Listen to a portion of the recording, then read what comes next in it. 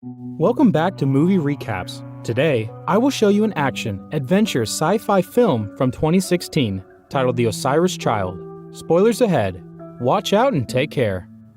It's some point in the distant future, and humans have started to colonize the universe. The off-Earth military contractor company, Exor, housed in a huge complex in the sky, looks down upon a desolate world that is home to a penal colony and the capital city of Osiris. Up there with the complex exists the flotilla, a military base. In charge of supporting new settlements is Lieutenant Kane Somerville, a conflicted war hero who left Earth after an accident on an early combat mission he led because of a mistake he made that resulted in the death of nearly all of his crew. The higher-ups accused him of substance abuse, and while he was pardoned of the case thanks to his decorated career as a fighter pilot, he and his family were never the same afterward. Living in the flotilla makes it hard for him to see his 11-year-old daughter, Indy Somerville. Today he's taking her out on a ride through the planet's desert, although she is not impressed by such empty wasteland. Indy tells him her mom thinks he's running away, but he deflects the comment by saying he hasn't talked to her in a long time, and that he is proud to be part of a project that builds humanity's new future. To get on his daughter's good graces, he lends her his weapon and teaches her how to shoot before they go back to the new bunkers together. When they are done, Indy is sent to Osiris City to stay with a nanny, since she isn't allowed up in the flotilla with him. Kane promises her he will be back in a week and she can call him anytime. After a glimpse of the monsters that lurk in the wasteland during the night, morning comes for Kane in the flotilla. His AI Travis wakes him up and prepares his breakfast for him while playing his messages. Kane ignores the ones from his co-worker and his wife, but he does listen to Indy's while looking at some reports. The message is suddenly cut short, however, and when Kane asks Travis to restore it, the AI says it can't because all communications to the surface have been temporarily disrupted after disturbances in prison. The person in charge of the Exor complex is General Linux, who is considered the kind of person that is more concerned with her own place in the universe than the people who actually live in it. She is currently receiving a status report of the colony after the prison has been breached. Some creatures that Exor itself created have gotten inside and have been killing prisoners. The outer cities are also gone, and it is a matter of time before the monsters kill everyone on the surface. The Colonel wants to save as many lives as possible, but Linux thinks this will destroy the reputation of the company, so she decides to call a meeting to present an alternative plan.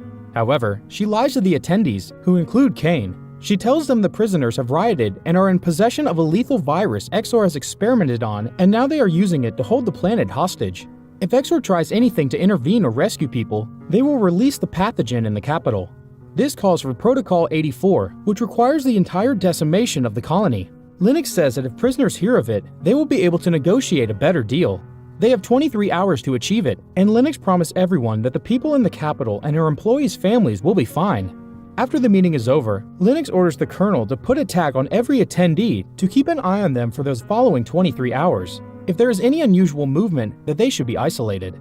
Desperate after hearing the news, Kane tries to contact Indy to no avail, and when he asks Travis for reports on the prison incident, he is told they are classified. The Colonel takes pity on him, and for the sake of their friendship, he tells Kane the truth. There is no virus. What Exor has been secretly working on all these years is a creation of creatures called Ragged that would be shipped and used in the creation of new colonies. There is no hostage situation. The monsters have escaped and are moving towards the main city. In 23 hours, Exor would blow up the reactors. Kane gets angry with him for having been lied to and allowed to bring his family when he knew what was going on under the surface, but the Colonel doesn't have time to argue. He tells Kane they are going to lock down the hangar bay in 20 minutes, after which nobody will be able to enter or leave the station. Kane decides to do what he does best, piloting. He steals a ship and leaves the station, flying with outstanding talent to dodge the shooting from the officers that chase him. But when he forces the ship to exceed G-force to destroy the last Exor guard, he begins to lose consciousness and the emergency system takes over, ejecting his seat. Snapping out of it at the last second, Kane manages to take off his seatbelt and open the parachute, allowing him to safely land in the water. That is, until he stands up and a mysterious figure knocks him out with a weapon. Kane wakes up on the ground and finds the person that dragged him there is Cy Lombrock, who is now pointing a gun at him. He tries to explain the situation by using a lie about the prisoners having access to the reactors, but turns out Cy was a nurse at the prison, so he knows he isn't telling the truth. To convince him of his story about the planet going to blow up soon, Kane tells him he wants to save his daughter, who is currently staying at the capital, and that he will give Cy access to a safety bunker if he helps him rescue her, so Cy accepts. A flashback begins then, and Cy can be seen as a prisoner in the planet's jail. He is having lunch with another two inmates, Vim and Crete, while discussing a plan to escape using information another prisoner called Carmel has given Cy. Crete thinks it is a suicide mission, but Cy thinks the time is now or never. so Crete and Vim agree to it when they get confirmation that an inmate called Bostock and his group are also in. For the next step of the plan, all of them need to be in solitary confinement to find the right exit. Carmel tries to be sent to solitary, but instead, he is dragged into a meeting with Warden Mordain, who makes fun of him for being religious and tells him he won't send him to solitary anymore before beating him up while 2 officers hold him. Meanwhile, Sci starts a fight in the mess hall, which is interrupted by Mordain and the guards, to everyone's surprise, allow the fight to continue as long as the crowd behaves. Since this is part of the plan, Crete doesn't behave and hurts the man hitting Sci, inciting a riot and causing the guards to get involved to stop them. The prisoners are sent to solitary, which consists of special rotating cells with flashing lights that can have maddening effects on the prisoners' minds. Sci is staying there too until Mordain comes to take him and Vim away for a very special purpose. Back in the present, Sci points out to Kane that they won't make it to the capital in time. Kane says on foot they won't, but there's a contraband outpost beyond the mountains where they can find a vehicle. Their talk is interrupted when ships fly by and the men crouch to hide in the tall grass. This means Exor is already looking for Kane. Moments later, they make it to a bar in the outpost where Jip and Bill are having fun by throwing knives at a human-shaped target. The barwoman tells Kane that the couple is the owner of the bus outside, so he tries to talk to them, but they get angry because he's interrupted their game. Jip puts a knife on his neck while Bill calls him out, so Sci intervenes and tells them Kane is an Exor deflector that just wants to see his family. He is also willing to pay them 20 grand for the trip. Bill accepts as long as Kane is able to pass Jip's test, which consists of getting high and throwing a knife at the target. Kane's aim is perfect, so he passes the test, and the 4 of them agree to leave and take a detour to buy some weapons. After another flashback begins in jail, Vim wakes up inside a cage and sees a monster approaching him. The creature hits his neck with its tongue and injects him with some kind of dangerous substance. Sci can hear him screaming from the other room as he also wakes up inside a cage. Mordain is nearby too. He begins to explain Exor's terraforming project to him and how they are creating these creatures by mutating prisoners, transforming them into a being capable of evolution and adaptation no matter the environment.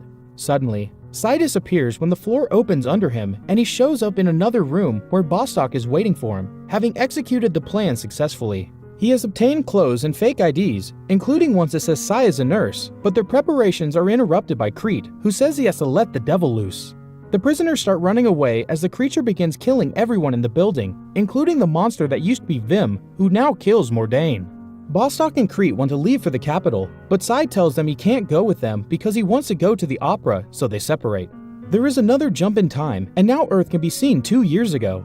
Sci is being told he'll be sent to prison for 20 years, maybe 15, and that he will be painted as a monster because he breached the code and betrayed the public's trust. Sci thinks nothing matters anymore. Back in the present, Kane and Sci are waiting for their weapons they ordered. They're brought by 2 men, Mandel and Joe, who ask for 30 grand as payment. Kane pays them the amount they want and the group leaves. As soon as they're out of sight, the men celebrate their new money. After drinking and dancing, they notice something weird in the distance. It's the monsters coming to attack them. Joe and Mandel try to defend themselves by shooting them through the windows, but while they manage to kill a couple, the rest of the creatures still get inside their shack. Joe sees no other options but to detonate a grenade. Later in the evening, Kane is telling everyone on the bus about the monsters and the bomb that will go out in 4 hours. They have a philosophical talk about how they got there, destiny, and consequences. They also chat about the ethics behind using prisoners for free labor. When they make it to Osiris a couple of hours later, the city is in utter chaos because of the monsters attacking at every corner and infecting more humans to mutate them. The group gets their weapons out and agree that while Kane goes out to find his daughter with Sci, Jip and Bill will provide cover and protect the bus. The couple shoots all the monsters that come close as Kane and Sci enter the building Indy lives in. They come across one of the neighbors who tells them he hasn't seen Indy before letting them go upstairs. They break into the apartment and find that the nanny has died, but Indy is safe because she has been hiding in the closet. After telling Indy that her nanny has gone home to protect her from the truth, the 3 of them try to take the stairs, but they're blocked by a monster, so they will have to find another way out. Meanwhile, Jip has dragged Bill back inside the bus because he's been hurt by a creature. She tries to find a first aid kit to no avail, so she must watch Bill die in her arms.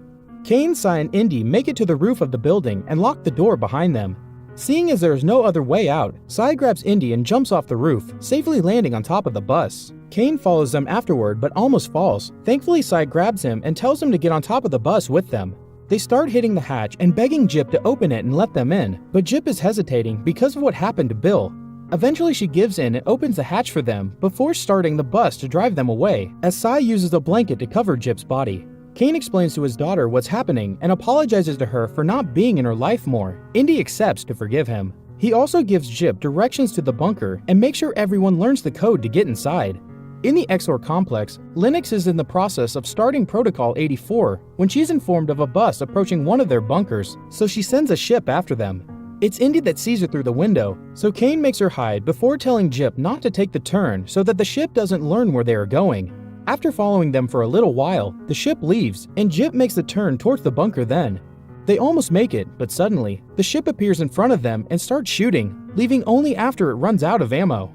Jip and Kane have been killed, but Sai and Indy are alright. Indy doesn't want to leave her dad, but they have no time to waste. Sai picks her up and takes her off the bus to try to reach the bunker. A monster finds them on the way and chases them through the caves, managing to infect Sai with its tongue as he shoots it dead.